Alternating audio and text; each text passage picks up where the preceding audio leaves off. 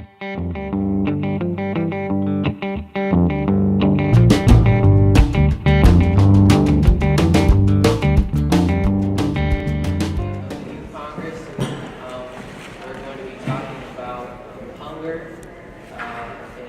equitable access to healthy food.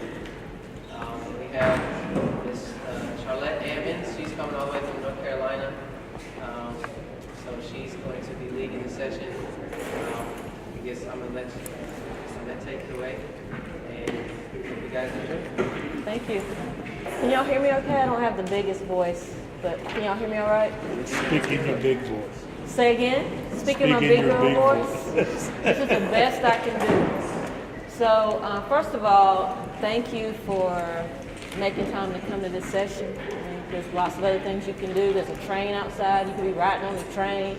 You could be looking at the horses and Instagramming horses and stuff, which is what I was doing earlier. That's why I said that. But I'm super grateful that you decided to come here.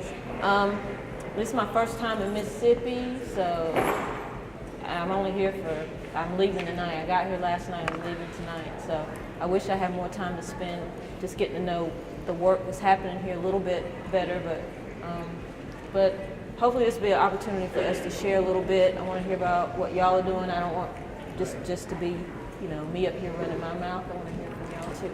So just a little bit of background about, we'll talk a little bit about food insecurity, but mostly we're going to come at this conversation from kind of more of a food justice frame. The ham sandwich? So what that means, what really just kind of breaking apart that term and what it looks like on the ground, at least from where I work at in North Carolina. So just a little bit of background. I work for North Carolina A&T State University, Aggie Pride. Y'all know A&T? Yeah. Have y'all seen Drumline? That's our band. Literally, that's the A&T band, and they just kind of made it a phony school. Anyway, all right. And I'm the Community Food Systems Outreach Coordinator, and I work through Extension at the Center for Environmental Farming Systems. So you can imagine how my business card looks. It's like a novel. But CEFS, Center for Environmental Farming Systems, is a research farm. It's a 2,000-acre research facility in a small town called Goldsboro, which is in the eastern part of North Carolina. So we do a bunch of demonstrations on, why is that doing? On a bunch of aspects of sustainable agriculture. And I was kind of on the small farm unit, so we would have kids come to the farm and we do education stations, tour them around, show them some chickens, and do little activities around soil health, pest management, just to really get their hands in the dirt and get them grounded on a working farm. And then I would do work in the community, in community gardens. So, which is kind of the story of how I got back into food work. So I'll share a little bit about that because it informs, hopefully it'll be an example of how your work is informed by your upbringing and your background. So my degree is actually in library science, so I'm a children's librarian by money. The money I put into college was to be a children's librarian. So that's where my master's degree is, and it's from the other black college in North Carolina Central University.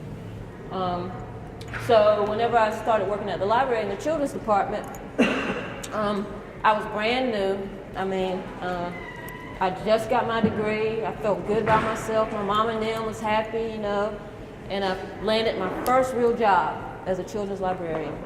And so a few weeks in, this white lady comes into the library, and so we have a policy in the library. If you're under 10 years old, you have to be in the children's library with a parent, right? Which kind of makes sense. It's for safety reasons, right? Would you agree? Would you leave your little 5, 6, 7-year-old by themselves in a public? Okay. All right, I just want to make sure I wasn't tripping. So the lady leaves her child, and our policy is that we walk the child over to the parent. The adult side is just right around the way, like from here to over there maybe. So we walk the child to the parent, and we explain to the parent the policy in a very, not a judgmental or critical way. That this is just what it is, and it's for your child's sake. Anyway, she was not very happy with me that I did that. So she walks back over to my side, the children's department, and she says, "I want to speak to a supervisor." I was like, "Oh, okay. now that's me. I just got my degree. I'm running the show. It actually made me feel good that she could ask for a supervisor and I could say, oh, that's me, you know. So I was like, yeah, I'm the supervisor of the department. How can I help you? She's like, no, I don't want to speak to you. I want to speak to somebody white. And can you imagine? This was 2000 and something. We're not even talking Jim Crow, you know. This was like 2008, 7, and okay. Do you want to hear how it really happened or how it should happen? Yeah, Okay, all right. So I got a little heated, to be honest, and I felt like in that moment, I gave this lady way too much of my power to be able to be cool and to be able to control that situation as much as I could have controlled it. So anyway, long story short, she did get to speak to a supervisor who was white and who basically told her what I told her and basically told her that we just don't allow that kind of behavior in the library and you need to leave kind of thing. I would have handled it differently if I hadn't walked away, if I'm honest. But anyway, the next day I come into the library with my resignation. I was like, this is a problem. and this is why I didn't want to come back, because this is where I grew up, Goldsboro. It's like, this is why I didn't want to come back home, because these kinds of attitudes, people don't change, blah, blah, blah. I was going off, in my director's office. And basically we talked each other down. There may have been a tear or two. It was dramatic, trust. But one thing that we came up with as a solution was to do a garden. We was like, what better way to talk across difference, especially in the South End, than through food. So we decided to start this community garden as a way, because that lady didn't know me from Adam or Eve. She just assumed who I was based on. Brother Hollis was up here talking about rule number 1 of community organizing: don't assume. That lady had so many assumptions about who was the supervisor, and she didn't expect me to be the supervisor of the department because I'm young, I'm cute, I'm black, I got hair like this. So anyway, that whole thing to say is that, community gardens, all these things they provide food, supplemental food for folks. If you live up the street from a community garden, you can go pick some stuff, take it home, cook it. Buy less things from the grocery store. That's one obvious component of a community garden. But community gardens can also be very intentional social spaces.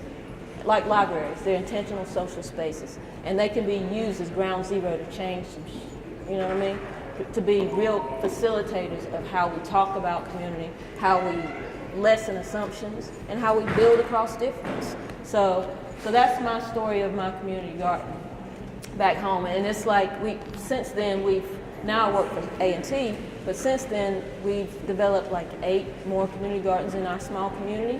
But that garden is like my baby garden. That's my love. So and for that reason. I say all that to say too that there are moments where we become what in community organizing language we call politicized. So as you're doing your work, just think for a second. If you want to share it, you can. I mean, some are dramatic like that, and some are not so dramatic. But is there a moment, and you can share or not, that kind of flipped your switch on to say, yo, I want to do I want to change something in my community, or I want to grow food, or so just sit with that for a second. If anybody wants to share what that moment is, I would love to hear it. If you don't want to, you don't got to, because I don't tell people what to do. People don't really listen to me like that anyway. Anybody want to share? Thank you. Cool. Can you say your name? Where you're from? I'm Stephen here. I need to say any other information you want to share. Where are you from? I'm originally from Greenwood, Mississippi, but I live in Cleveland. I'm project coordinator for the Miracle Business Program. Okay. There. This story wasn't that long ago. I was a Vista member at the time. I had just became a Vista member. Didn't really know what it was. And Vista member, for those who are not familiar with it, it's about placing Vista members into impoverished communities to help alleviate poverty. So to be educated and to educate others on what the situation is. I went to a community center. Didn't know anyone. I was brand new. Going in trying to educate. Them thinking that I'm going to change the world. Right. That was my thing. We're going to change the world. And I went in, and I was the one that was changed and transformed by what I heard, because so many times people are not asked what they think or how they feel about the situation that they're experiencing, about other people's situations. They don't ask. Yeah. You know, and it's a common conception, you know, rules are made, you know, by the powers that be. And, you know, nobody actually sits down and have conversations. Yeah. You know, with individuals. And I was the one that, you know, they gave me there was a shifting point in my life. My undergrad is in psychology and journalism. I never thought that I would be I would be working in national service. That was never my assumption. Yeah. You know, but, you know, so we have to open our ears. Right. You know, we have two of those in one of them.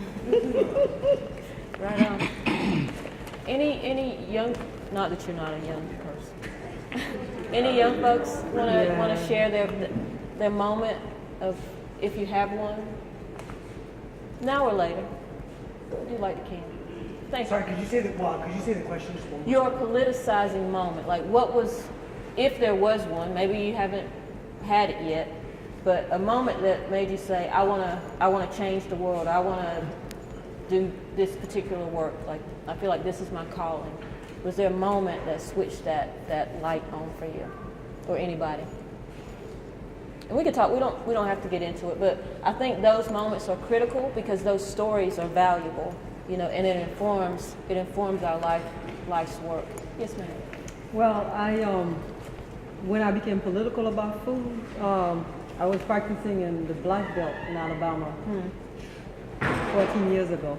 And if you drive to the Black Belt, it's like one of those, I mean, it's just poignant. And people come to the office for discrimination cases and everything. So, I mean, you know, we were always political on the law point. But when it came to getting food in Alabama and going and driving, I had to drive 300 miles, 500 miles to go represent clients, and all you would see is desert and no access. And you couldn't even find a decent grocery store, much less, you know, get anything that's grown. And so I became part of this black farmers lawsuit, where black farmers who were destitute over almost a century. I finally got to sue the government and get some kind of reparation. And when I talked to those farmers, when they would come in, and you would hear the stories, and it just humanized the whole experience and made you realize what was taken away from us as a community and how much rebuilding needed to take place. And then I moved to Mississippi, I moved to Tennessee, and you heard the same story.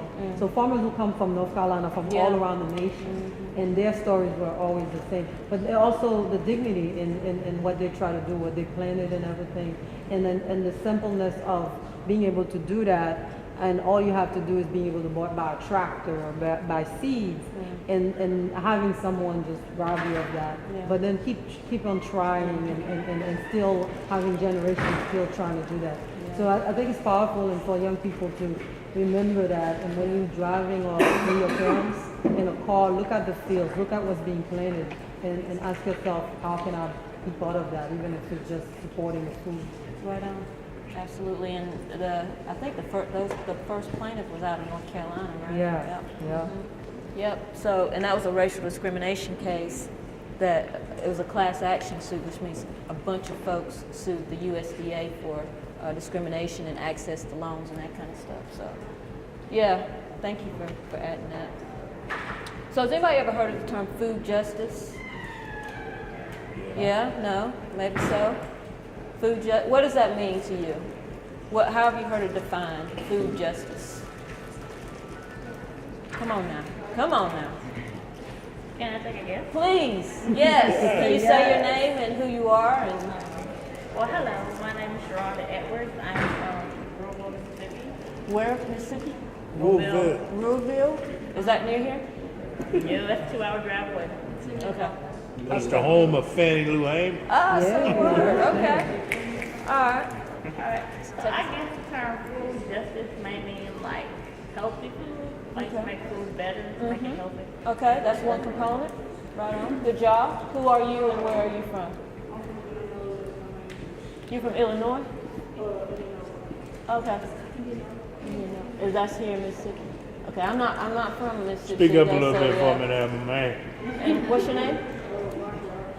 Okay, go for it.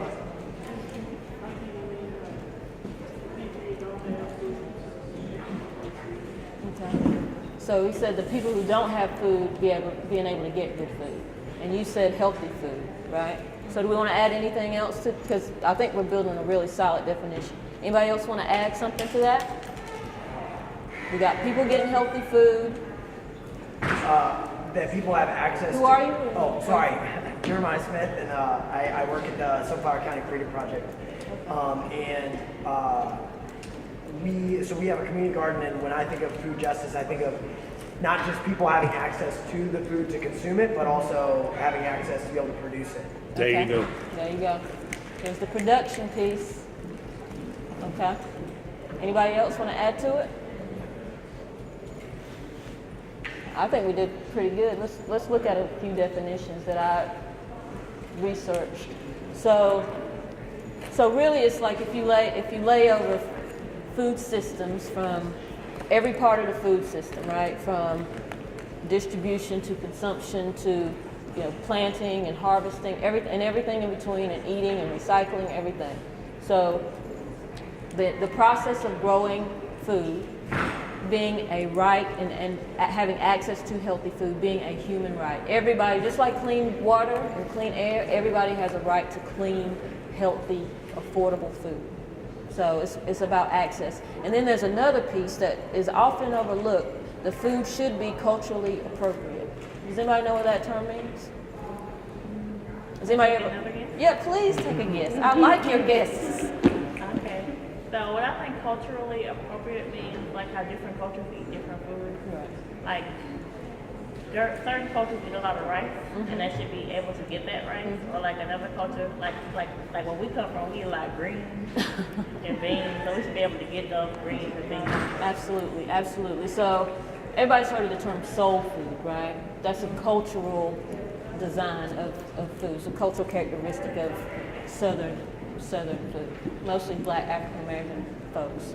So think about your school cafeteria. And I don't know what the makeup of your school is. I'm thinking about mine. It was a long time ago, but yeah.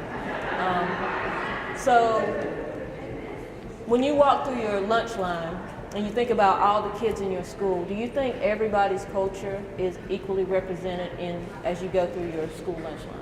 Or pretty good? They do a pretty good job? No? Yeah. Were you raised on square pizza and with little bacon dots on it?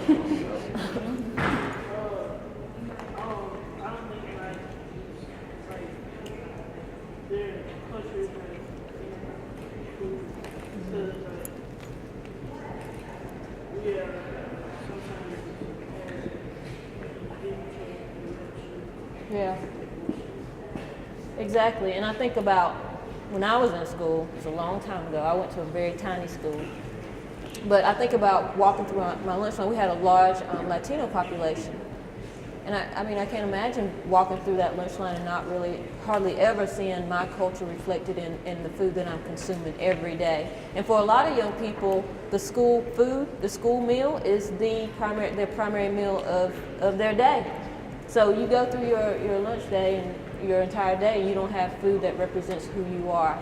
And especially in the South, y'all know how valuable food is to our Southern culture. We walk it out every single day. Who said greens? What are some of your favorite foods? Greens, more greens. Collard greens. That's what I'm talking about. I see it. Beans. Yep. Cornbread. Yep. Fried chicken. Soul food. Ribs. Okay, let's stop. We're making people hungry. Yes, ma'am. Some of our students have expressed that there are even rules in their schools that don't allow them to bring food from home. Right. If they could. Yeah. Wow. Really? Yeah. So, meaning to supplement your school lunch, you can't bring a Like school they don't lunch. want like bags and stuff in the lunchroom, and so they can't. There's no choice. It's Yeah. the school's food. Right. Or no. Wow. That's wild. But we're gonna talk about yes, sir. Well, to address what you're saying, some of that has to do with the sheer fact of the number of free and reduced lunches being provided. And folks, I think they go on this, what they call an ADA. And I remember once we were at a forum in DC with Ben, and they did one statistic, rural development did, and they did it on kids that received free and reduced lunch. And the pockets were the two states that I saw with the most similar demographics were New Mexico and Mississippi. And the region in Mississippi was the Mississippi Delta. And that has a lot to do with folks bringing the lunch. Well, if they wanted to bring it, then how does that affect the food director when she gets ready to do her procurement process and all that? So I'm sitting here and I hear food justice and I hear what you're saying, but ultimately what is food justice? Because if I got the right to feed myself, why shouldn't I be able to bring food? Right. I mean, yeah, certainly there's schools that 95% of these students are above 5 years. So I'm gonna keep it moving because I realize we're running out of time rapidly. But I'll throw another question out there, and this is related to food justice and access to opportunities within the food system that a lot of young people of color don't necessarily have because of whatever reason. But do you know the best way to reduce crime in a community? This is like research. Is it for people to be strapped, more people carry more guns? Is it have more I'll tell you how Hattie Mae Brown said. Is it to have more police in the community? More cameras watching what we're doing? No. Is it to lock people up for longer so we can keep the bad people off the street? No, not that. No. I heard a lady say once, whether your belly is full off of milk and bread or a T-bone steak, if your belly is full, chances are you ain't gonna be out there trying to do something wrong. Absolutely. But if you're hungry, that's the worst place you can be. Because don't care what kind of animal you are, if you get hungry, something is going to transpire. You're going to get something to eat. Now, how you get it makes no difference. Absolutely. So it was kind of a trick question, obviously, but it's access to jobs, it's access to things to do, so that you can Feed buy, yourself. you can keep yourself fed and healthy. So a lot of stuff that we're doing is around this, creating a more equitable food system. So if you look at those two pictures here, what's the difference in these two photos? Can y'all see them all right? You can stand up and see them if you need to. We'll keep it informal. So the one on the left versus the one on the right. Any thoughts? What's the difference in those two photos? Yeah.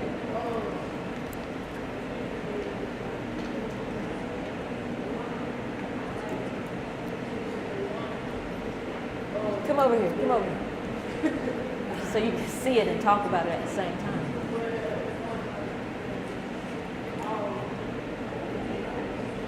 Right. Right. You know what? He's the first person to ever bring that up. He said, like, if I heard you correctly, he's talking about little man.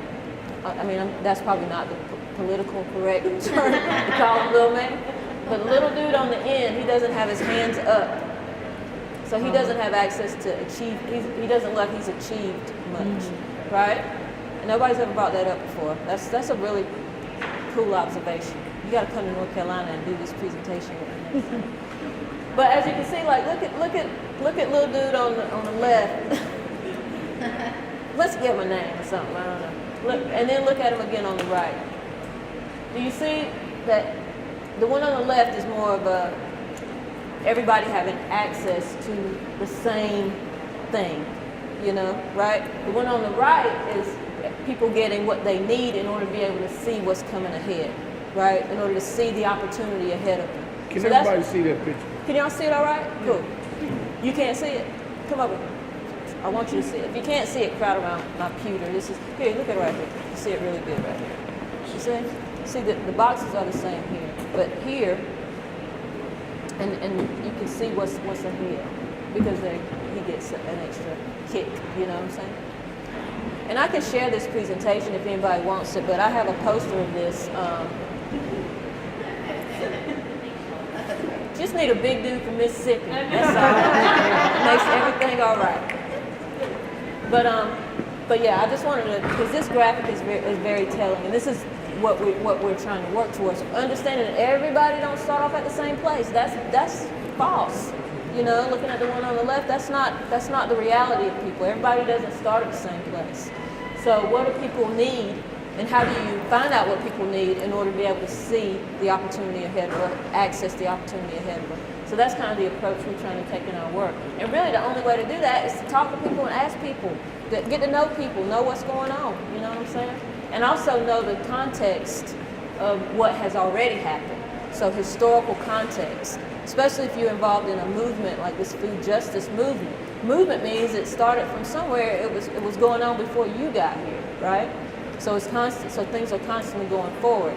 So how do you decide where your entry point is in order to keep things moving forward, right? All right, let's see what's next. I'm not even gonna do all that. We already talked about that. Okay, I have a confession to make. I said I'm from Mount Olive, North Carolina earlier, but I'm really from Botankus, North Carolina. It matters. Mount Olive's like the big city of, you know, Botankus is like 40 people. So I don't tell because we're cool, we're tight, I'll tell y'all I'm from Botankus, all right? We don't tell nobody else. But down in Goldsboro, we work with young people. What grades are y'all in? Like, how old are y'all? Shout out. 10? 10th grade? Not 10 years old. 10th grade. Okay. What grade are you in? 7? Middle school? So is that right? Like the range, middle and high school? So down in Goldsboro, we work with a group of high school students called Swarm. What's the name of y'all's organization? Say again? Freedom Project? Sunflower County Freedom. Okay, get it right. That's a really cool name. The group that I work with is called Swarm, and that stands for Students Working for an Agricultural Revolutionary Movement. Y'all come up with some good names. Y'all come up with that name? Y'all come up with your name? Okay. The young people we work with came up with that name. I thought it was a pretty cool name. So, back in the day, 2009, were y'all born then? Yeah, y'all were born. So a group of elders were in a room. They started this community group called the Wayne Food Initiative. People from across the community who were doing some sort of food systems work, mostly elder black women, mostly. And then, you know, they were kind of looking around, a few older black dudes. And they were looking around the room, it's like, oh, you know, we need to get young people in the room. You know, we need to go talk to young people about farming and growing food. You know, so they had a big meeting, invited young people to come in so they could talk to them about growing food. You know how many young people showed up? 1. Less than that. The cricket showed up, but no young people showed up. So we did it again, and we decided to make it more of an open forum, like asking young people, so what's going on in Goldsboro? What do you want to change in Goldsboro? How do you know, and we had pizza. So I don't know if it was a pizza together. Now that I think about it, it might have been a piece together. Anyway, we ended up with a big room full of young people, and out of that, you know, the conversation happened, and just young people wanted more things to do, you know, more opportunities to do things. And one issue which I could almost have called it came up with school food. They did not like their school food. They were not happy with their school food. So we started working on a campaign, or they started working on a campaign. Actually, you see. It's hard to see this picture, but the little girl on is this left? That's my daughter right there. Yeah, always protected. All right. Anyway, so we started training them up on community organizing skills, leadership skills, and then not every community has a 2,000-acre research facility. I don't think. So we knew that was an asset. We knew that was a resource that we could definitely use, and they would have this connection to these 2 universities. So every summer they would come on the farm and work alongside our apprentices and our interns and learn sustainable agriculture, very hands-on skills. And then they would take those skills back out into the community, managing our community gardens. So So with their campaign, their community organizing skills, they developed a campaign to get a salad bar in their local school. You would not believe how difficult that is. This school in Goldsboro used to have a salad bar back in the day, but then it just kind of disappeared. You know, nobody really knows the story of why it wasn't there anymore. So this young lady, her name is Cabria Lewis. She's actually a junior at North Carolina Central now, University. But when she was in high school, she led our swarm campaign to get this salad bar into the local school. And HBO just happened to be there, and they decided to film it and make it a documentary. So it's a 29-minute documentary. If you can spare 29 minutes, I would strongly encourage you to watch it. But I do want to show you a clip real quick. I got time? Mm-hmm. That kind of gives you that'll give you a quick sense of how it goes down. It's called Cabria's Salad Days. And, okay. Good to go? There we go. Can y'all hear it all right?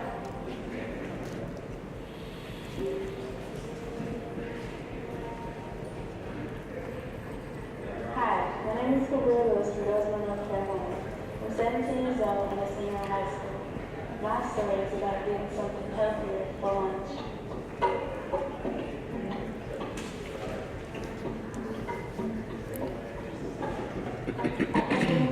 Section obesity and other problems related to weight gain, like high blood pressure and asthma.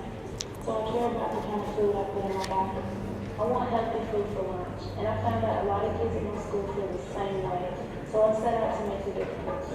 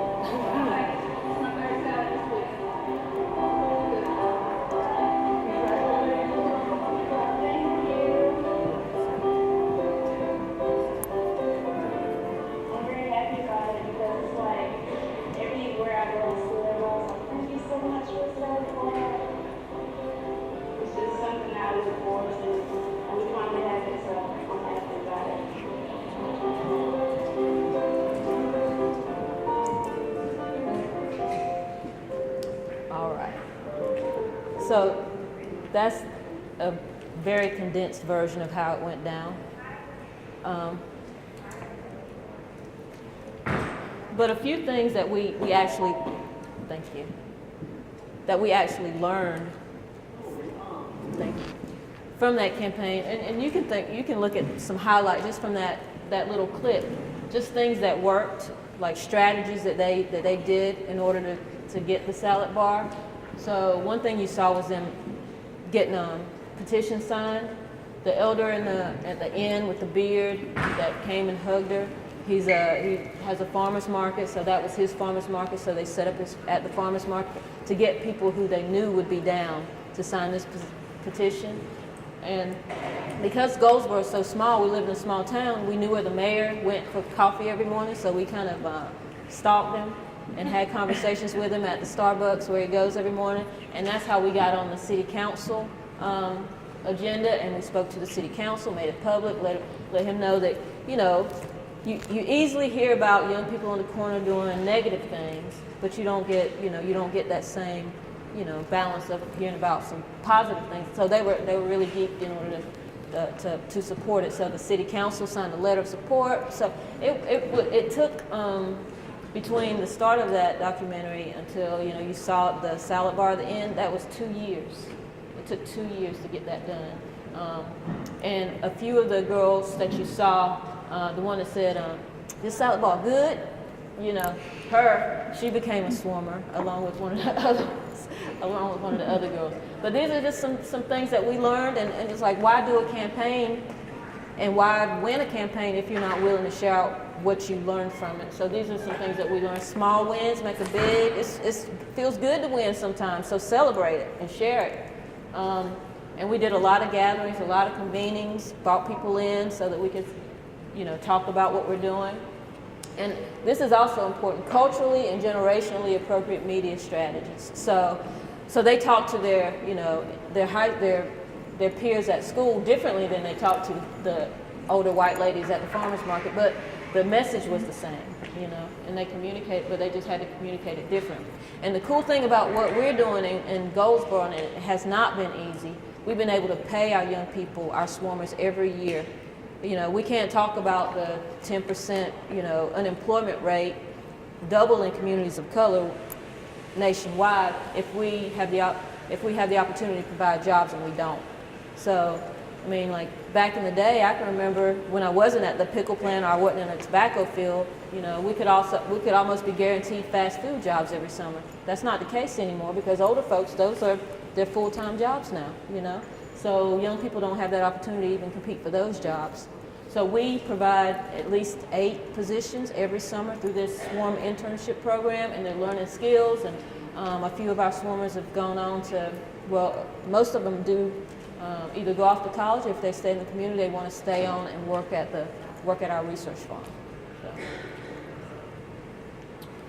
So this is just kind of a graphic to just kind of give people an idea of the many places you can plug in. The cool thing about framing out this food conversation a little bit larger into a social justice issue or a human rights issue is that it gives you plenty of opportunities to find where you fit. If you don't want to grow food, if you want to work with young people in order to how to make healthier meals, if you want to change the economic situation like the stuff that's happening here in Jackson, there's so many ways for you to plug in as young people. And the thing is, one thing when we were doing the salad bar campaign, we went to the school nutrition director because that was like our primary target.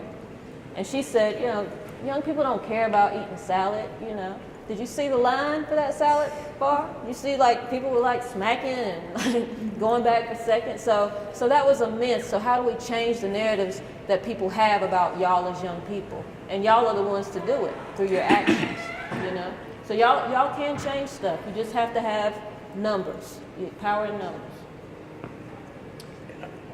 Okay, so I don't really want to go into this slide too much, but the way that we achieve food justice is to attack the root causes of why communities or why homes, why people are food insecure. So have y'all ever heard of that term before, food insecure? It's basically hungry. We used to call people are hungry back in the day. But this is what that looks like real time for people. They worry about where the next meal is going to come from. They bought food, but it didn't last. They bought food, but it wasn't healthy, it wasn't nutritious, so it's not nourishing their body at all. And then some people just go without. So I want you to kind of put yourself in that position as a parent. Imagine what, like those conditions, imagine that toll on your body and on your spirit. Now put yourself in that position as a second grader. How well can you focus if you're dealing with those conditions? And now put yourself in that position as a 70-year-old grandma who has to make the choice to either buy medicine or go without, you know? So this is real, you know? I think like you see people from universities and all these other places just talking about this kind of stuff. But there's a lived experience attached to each one of these terms, you know? And how do we shift it if we don't address it directly, you know? I mean, we were those kids, you know? We grew up poor as dirt. You know, we never felt broke because we were always growing food. You know, we got teased a lot. We didn't even have indoor plumbing. We had to go to an outhouse. I mean, this wasn't even like 50s. This was like 80s, but anyway. It's probably not different for y'all, much different. Anyway, so I won't go through all this, but this is how it looks in North Carolina. I think the conditions are worse down here, you know, and it mostly affects, it most disproportionately affects communities of color, black and brown communities, you know. So, and these are pockets of food insecurity in North Carolina, childhood food insecurity in North Carolina, poverty in North Carolina, and disease, most prevalent areas. Do y'all see a pattern? Same areas over and over. So it's not a single issue. There's many layers, and we call those intersections. There's many layers to this one issue. And, you know, and I'm counting on y'all to really kind of understand what those conditions are, understand the context, you know. There were people out here grinding before we got here, and then decide where your entry point is to keep all this stuff moving. So I won't go into all these numbers, but I'll end with this slide. This is what we mean by equity in the food system in terms of race. Looking at this as a system that needs to be dismantled and reconstructed, right? So racial equity is where race no longer determines people's health outcomes, their economic access to opportunity, your career ladder. If you want to own land and run a farm, you should have just as much opportunity to do that as anybody else, right? So, anybody got any questions for me? Anybody want to come to North Carolina A&T? I'm recruiting as well. But this is my contact info. Oh, yes, sir. How could our school start? I can't hear you. Say again. How could our school start a salad bar? I didn't hear the question. How can your school start a salad bar? Okay. I used to work for Let's Move Salad Bars to Schools, which is a grant, and they are looking for schools in Mississippi to put salad bars in. Damn. But the person you have to convince is your food service director at the school district, and you could do what Cabria did and do a petition. You could sit down and have a meeting, but you have to learn about what a salad bar means and what it includes, because the grant, which you can get very easily, I'll say that, because Whole Foods Market is like giving salad bars out for free in Mississippi right now. There's only like 2 in the state. But they don't pay for the food that goes in it. So you have to convince your food service director, because the food service director has to build that into their budget, which is entirely possible. Even for a school with really high free and reduced percentage. So I can talk with any of you later about that too. But Let's Move Salad Bars to Schools. And I have to tell you, like, the swarmers, they wanted to automatically take it to the streets. They wanted to boycott the school. And I was like, oh, why don't we just talk to the school nutrition director first? You know, see where she's at. You know, we don't have to take it Black Panther on the first go round. You know. But then we saw the resistance there. She had a little bit of resistance for, you know, and we didn't, you know, make judgments about her as an individual. We knew it was the system that she was a part of that made it hard for her to make that decision. So there's an opportunity there. And then also, if you want to know a little bit more about the campaign that we did, just the steps that we took, we'd be glad to share that out too. Yeah, you can get you a salad bar. All right, there's my contact info. You can email me. That's my cell number. You can text me. You can call, but I don't pick up the phone on the first try. But I really appreciate y'all. I'm so excited about the work you're doing, and I hope I get the opportunity to visit a little bit longer next time. Thank y'all for your time and attention. I appreciate it. If I could just say, just to make quick announcements. So the food, we are going into lunchtime.